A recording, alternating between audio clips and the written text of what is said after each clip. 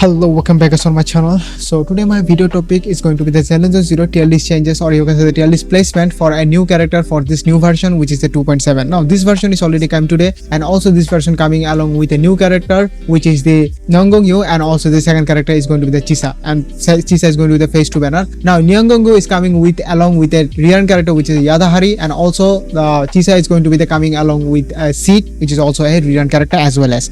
Now in this tier list, I'm going to see that where the Nangong placement happen, and also is she is going to be like a really much of a good character to pull, or is there any kind of changes for having her on the team or not, because she is a Anomaly stun character, which we already know from the game leaks, or you can say the game informations. Now before talking anything further, let me give you the Pride.gg's some kind of brief description, because when I cover about the Pride.gg tier list, I always talk about this. So if you already a regular viewer of me, you can even just skip this part. So let's talk about it. First of all, Pride.gg is one of those like a big question when it comes to this kind of making this tier list. They are not even only make the ZZZ tier list, they also make the tier list as well as the HSR, the Chaos Nightmare 0, Udaring US, and also other rest of the big gacha games, which is almost like a 13 or 12 games at the same time.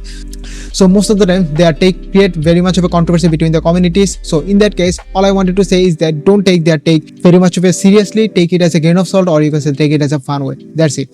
So let's see what kind of changes into this happening in version 2.7, and where the Nangong, which is a stun Anomaly character, is placement to this current meta.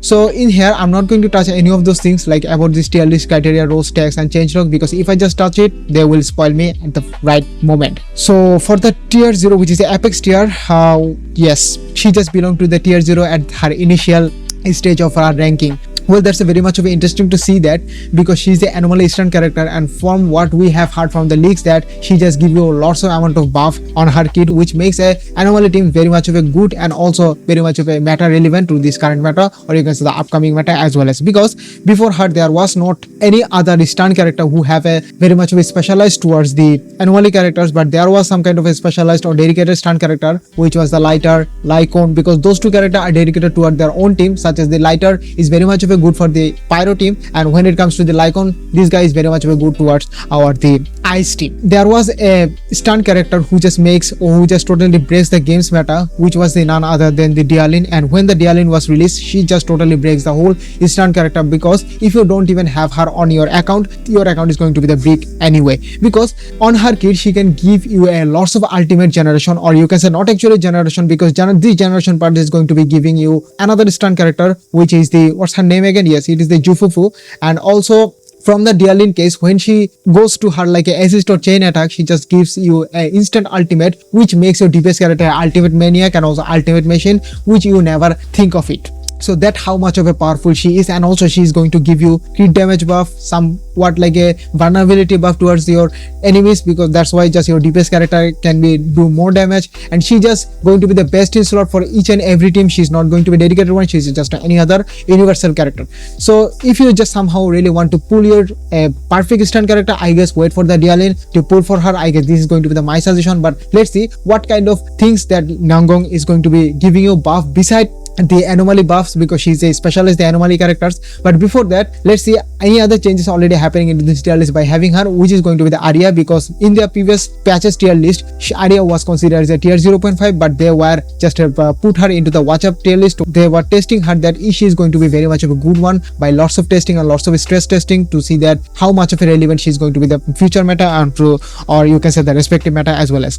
So after releasing the Anomaly characters, Anomaly stun character, which is a support character, this girl is just goes up to tier 0.5 to tier 0, which is not a really surprising to see that, because as you already know that she is considered as one of the toppest Anomaly character to this day, and if you just have her, and if you really want to use her as a max out potential, I guess she is going to be the very much of a good one to pick for you. So other character is not even going up for her, only the Arya one, and the rest of the character are totally remain their same position from the previous patch as well as. So let's see what kind of things Nangong is going to give her into the review section, and what is their total of opinion about her kit. So first of all, let's talk about the pros. The pros first point is going to be the jack of all trade, master of all, and very high days buffs teams, and can function as a sub DPS. Damn man, that's a very much of a good point that you have to think about it, because most of the time when a character considered as a jack of all trades but master of none, that character goes into some kind of like a glass cannon thing, some kind of like a not even much of a very relevant for the future matter. For in her case, she just considered as a jack of all trades but master of all at the same time. So if the claim is really right, I guess this is going to be a very much of a good pull for you. For the second point, which is the multitude of niche but valuable benefits like fast heavy attacks, chain triggers, free EX special cast, even lower cost defensive assist. Sheesh, that's a very much of a good thing. The first sentence they already mentioned is the multitude of niche but valuable benefits, because so many characters in here where they do not even really much of a good when they try to consider, when they try to like introduce us that they are specialist to a certain degree, but certain classes or certain elements, but when it comes to the use cases, or you can say the practical cases, they are not even going to the up to the level where they need to be.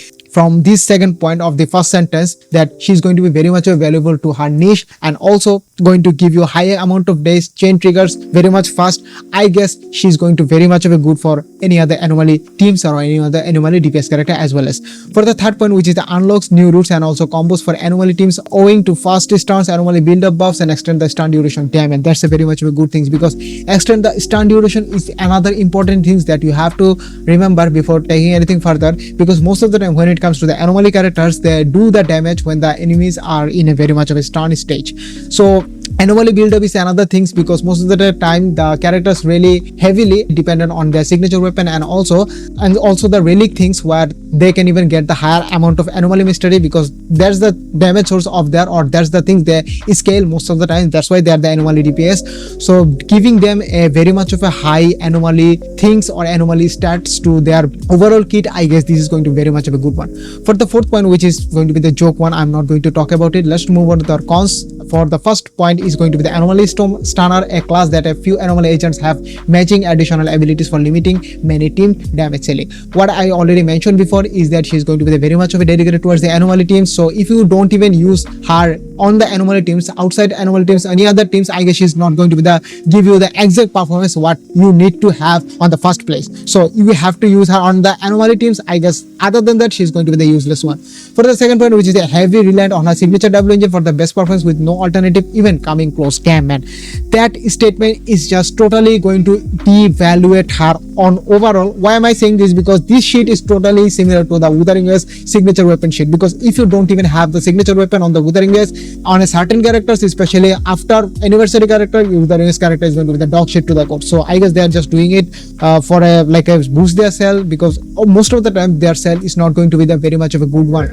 Anyway, besides than that, if you don't even have her signature weapon, I guess there are some kind of special buff there her signature weapon is going to give you, which we are going to see on next our topic. Let's move on to our third point. Third point is going to be the high anomaly build-up can be tricky to work with, be it in terms of delusion and disorder, ICD, and depending on the team. Sorry for that, I cannot even understand the third point. If you already understand, please let me know in the comment sections. For the tech point, same as well as joke point. Overall, the pros and cons, just giving her a evaluate of a good things and also bad thing as well as, but the good thing is that she's also master of all and also jack of all trades at the same time, which is really fascinating to see that, because most of the time a character cannot even have all the criteria things are on her kit, but I guess we are in an era where a character can even exist that kind of things. Okay, let's see what kind of builds they are providing here. First of all, on her signature, which is the Neo Fantasies, and this is going to be the best in slot for her, because they already gave it a reason. First of all is a Nangong's signature W engine, which is significantly above any other alternative in effectively every other measurable metric.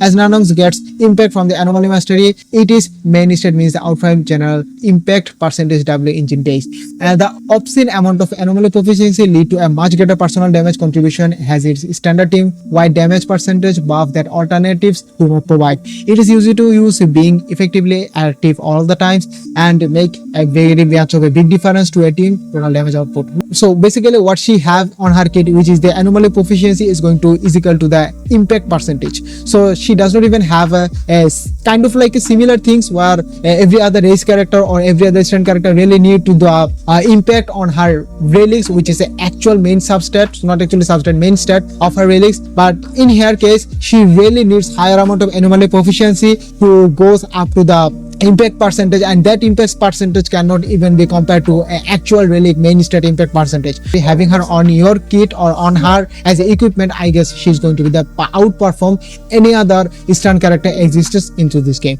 And besides that, she also give you a higher amount of like an anomaly build up rate, which is going to be really helpful for her sub DPS damage as well. As for the second option, which is the Hellfire Gears, which is going to be the Collider signature weapon and a standard signature weapon. If you have her, I guess this is going to be the very much of a good one to use it. For the third one, which is the Simmering Pot, for this Simmering Pot is going to be the FTB option if you haven't even have enough pool to pull this or you can say the guaranteed third signature weapon. And also if you just lost a 50-50 on your signature weapon, I guess this weapon is going to be a good one. But if you have lack of options or lack of pulls, I guess this FTB option is going to be the good one as well. As how, because the Simmering Pot is going to be a FTB option, because Nangong assist follow-up can also some of the highest damage multiplication into this game, so there is no reason to use it often. And give that she can even function as a sub DPS anomaly teams, means she is a unique W engine, means that its unique W engine effect is both easy to trigger and also especially useful to her role as well. As so I guess after that there is two options also exist in her. I guess this is going to be not going to be the very much of a good one to use it, so you should even ignore it at the first place.